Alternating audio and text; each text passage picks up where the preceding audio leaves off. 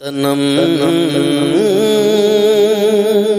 فرسودہ جا پارا سے گجرا یا رسول اللہ۔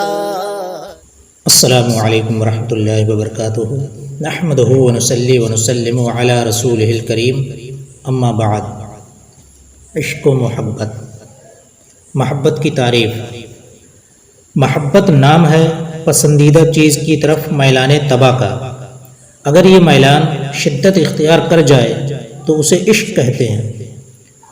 اس میں زیادتی ہوتی رہتی ہے، یہاں تک کہ عاشق محبوب کا بندہ بے دام بن جاتا ہے اور مال و دولت اس پر قربان کر دیتا ہے۔ زلیخا کی مثال لے لیجئے، جس نے یوسف علیہ السلام کی محبت میں اپنا حسن اور مال و دولت قربان کر دیا۔ زلیخا کے پاس 70 اونٹوں کے بوجھ کے برابر جواہر اور موتی تھے، جو عشق یوسف میں نثار کر دیے۔ جب بھی کوئی یہ کہہ دیتا کہ میں نے یوسف علیہ السلام کو دیکھا ہے تو وہ اسے بیش قیمت ہار دے دیتی، یہاں تک کہ کچھ بھی باقی نہ رہا۔ اس نے ہر چیز کا نام یوسف رکھ چھوڑا تھا اور فرط محبت میں یوسف علیہ السلام کے سوا سب کچھ بھول گئی۔ جب آسمان کی طرف دیکھتی تو اسے ہر ستارے میں یوسف علیہ السلام کا نام نظر آتا تھا۔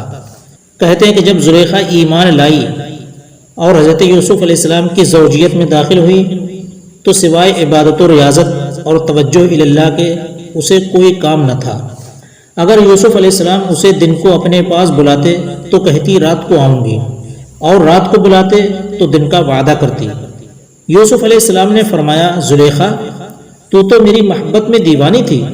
جواب دیا، یہ اس وقت کی بات ہے کہ جب میں آپ کی محبت کی ماہیت سے واقف نہ تھی، اب میں آپ کی محبت کی حقیقت پہچان چکی ہوں، اس لیے اب میری محبت میں تمہاری شرکت بھی گوارا نہیں۔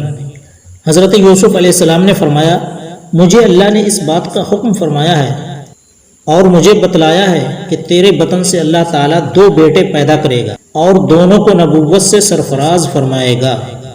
زلیخا نے کہا، اگر یہ حکم خداوندی ہے اور اس میں حکمت الہی ہے تو میں سر تسلیم خم کرتی ہوں۔ مجنوں نے اپنا نام لیلا بتلایا۔ مجنوں سے کسی نے پوچھا، تیرا نام کیا ہے؟ بولا، لیلا۔ ایک دن اس سے کسی نے کہا، کیا لیلا مر گئی؟ مجنوں نے جواب دیا، نہیں، وہ تو زندہ ہے، میرے دل میں ہے اور میں ہی لیلا ہوں۔ ایک دن جب مجنوں کا لیلا کے گھر سے گزر ہوا تو وہ ستاروں کو دیکھتا ہوا گزرنے لگا۔ کسی نے کہا، نیچے دیکھو، شاید تمہیں لیلا نظر آ جائے۔ مجنوں نے کہا، میرے لیے لیلا کے گھر کے اوپر چمکنے والے ستارے کی زیارت ہی کافی ہے۔ محبت کی ابتدا اور انتہا۔ جب حضرت منصور حلاج کو قید میں 18 دن گزر گئے تو جناب شبلی رحمۃ اللہ علیہ نے ان کے پاس جا کر دریافت کیا، اے منصور، محبت کیا ہے؟ منصور نے جواب دیا، آج نہیں، کل یہ سوال پوچھنا۔ جب دوسرا دن ہوا اور ان کو قید سے نکال کر مقتل کی طرف لے گئے تو وہاں منصور نے شبلی کو دیکھ کر کہا، شبلی، محبت کی ابتدا جلنا اور انتہا قتل ہو جانا ہے۔ اشارہ۔ جب منصور رحمۃ اللہ علیہ کی نگاہ حق بین نے اس حقیقت کو پہچان لیا کہ الا کل شیء ما خلق اللہ باطل، اللہ تعالیٰ کی ذات کے سوا ہر شے باطل ہے اور ذات الہی حق ہے، تو وہ اپنے نام تک کو بھول گئے۔ اور جب ان سے سوال کیا گیا کہ تمہارا نام کیا ہے تو جواب دیا، میں حق ہوں۔ منتہا میں ہے کہ محبت کا صدق 3 چیزوں میں ظاہر ہوتا ہے۔ محب محبوب کی باتوں کو سب کی باتوں سے اچھا سمجھتا ہے، اس کی مجلس کو تمام مجلس سے بہتر سمجھتا ہے اور اس کی رضا کو اوروں کی رضا پر ترجیح دیتا ہے۔ کہتے ہیں کہ عشق پردہ دری کرنے والا اور رازوں کا افشا کرنے والا ہے۔ وجد میں ذکر کی شیرینی کے وقت روح کا غلبہ شوق کا باڑا اٹھانے سے عاجز ہو جاتا ہے، یہاں تک کہ اگر وجد کی حالت میں انسان کا کوئی عضو بھی کاٹ دیا جائے تو اسے محسوس تک نہیں ہوگا۔ حکایت۔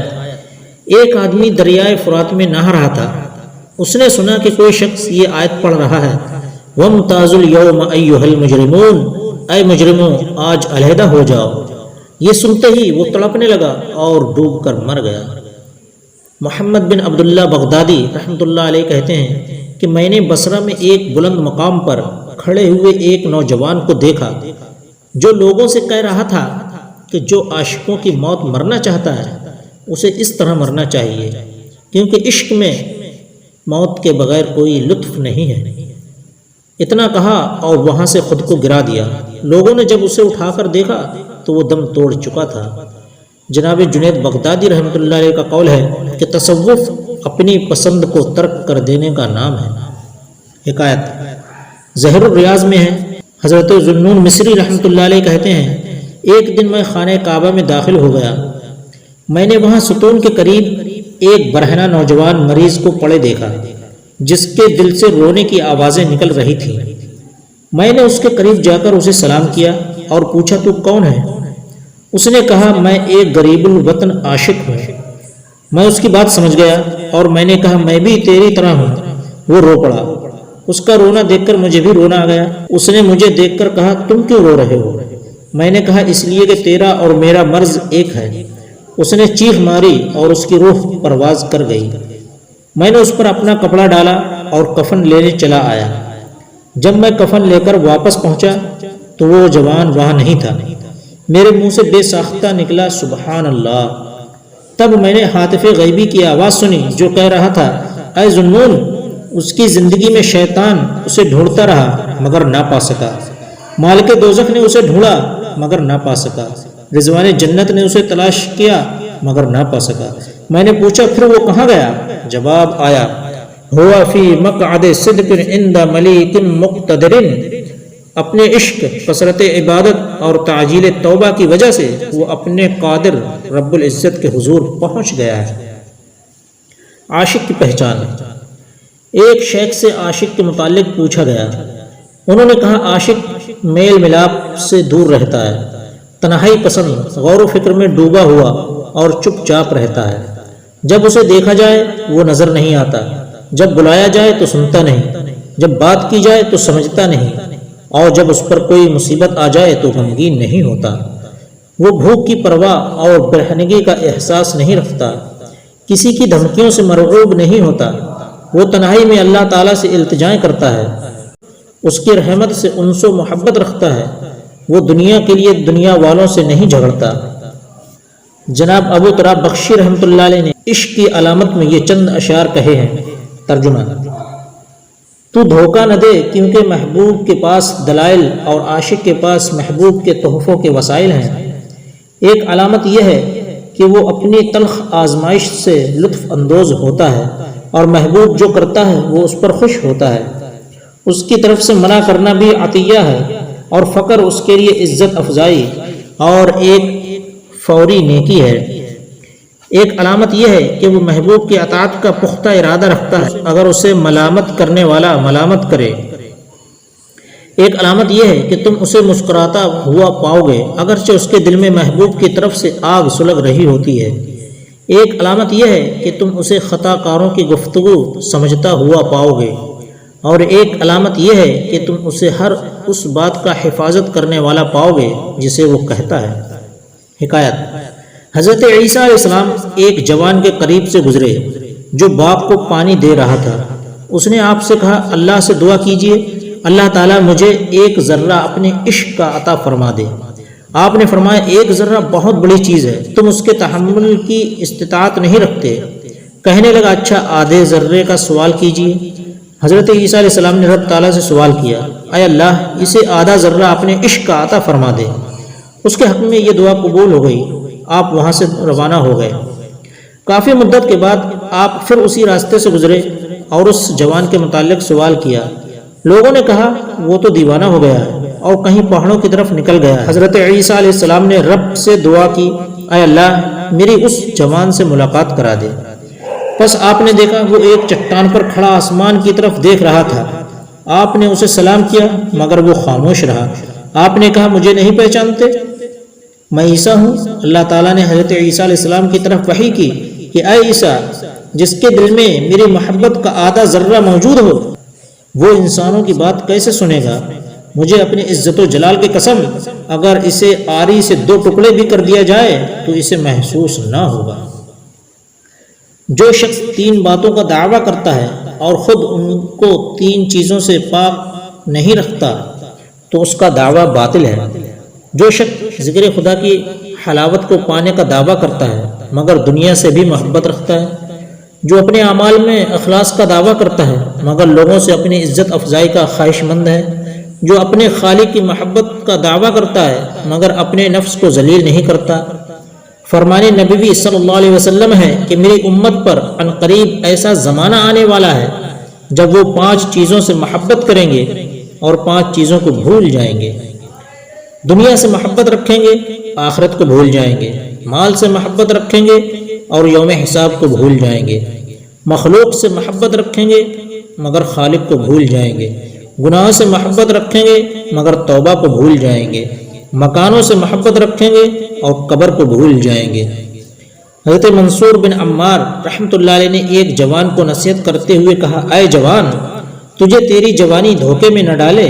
کتنے جوان ایسے تھے جنہوں نے توبہ کو مؤخر اور اپنی امیدوں کو طویل کر دیا، موت کو بھلا دیا اور یہ کہتے رہے کہ کل توبہ کر لیں گے، پرسوں توبہ کر لیں گے، یہاں تک کہ اسی غفلت میں ملک الموت آ گیا اور وہ اندھیری قبر میں جا سوئے۔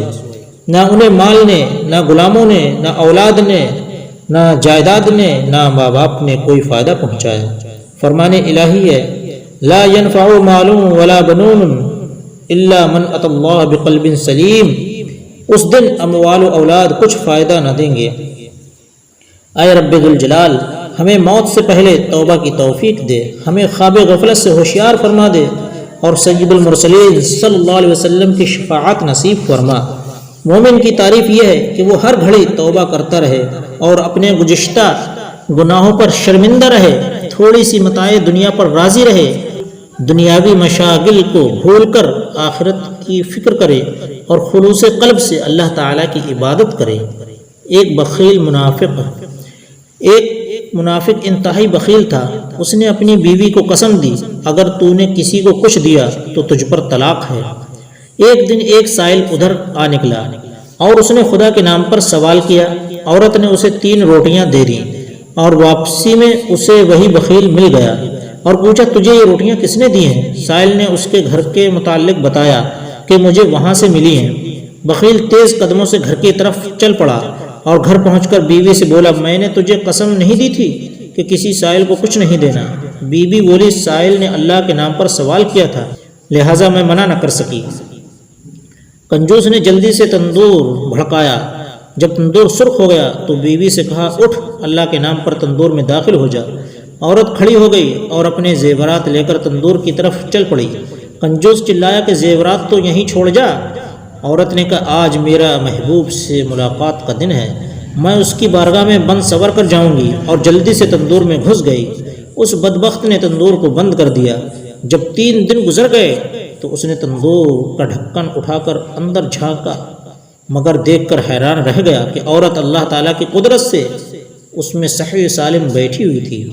حاطف غیبی نے آواز دی، کیا تجھے علم نہیں کہ آگ ہمارے دوستوں کو نہیں جلاتی؟ حضرت آسیہ کا ایمان۔ حضرت آسیہ رضی اللہ تعالیٰ عنہا نے اپنا ایمان اپنے شوہر فرعون سے چھپایا تھا۔ جب فرعون کو اس کا پتہ چلا تو اس نے حکم دیا کہ اسے گو نہ گو عذاب دیے جائیں تاکہ حضرت آسیہ ایمان کو چھوڑ دے، لیکن آسیہ ثابت قدم رہی۔ تب فرعون نے میخیں منگوائیں اور اس کے جسم پر میخیں گڑوا دیں، اور فرعون کہنے لگا، اب بھی وقت ہے، ایمان کو چھوڑ دو۔ مگر حضرت آسیہ نے جواب دیا، تو میرے وجود پر قادر ہے، لیکن میرا دل میرے رب کی پناہ میں ہے۔ اگر تو میرا ہر عضو کاٹ دے تب بھی میرا عشق بڑھتا جائے گا۔ موسیٰ علیہ السلام کا وہاں سے گزر ہوا۔ آسیہ نے موسیٰ علیہ السلام سے پوچھا، میرا رب مجھ سے راضی ہے یا نہیں؟ حضرت موسیٰ علیہ السلام نے فرمایا، اے آسیہ، آسمان کے فرشتے تیرے انتظار میں ہیں اور اللہ تعالیٰ تیرے کارناموں پر فخر فرماتا ہے، سوال کر تیری ہر حاجت پوری ہوگی۔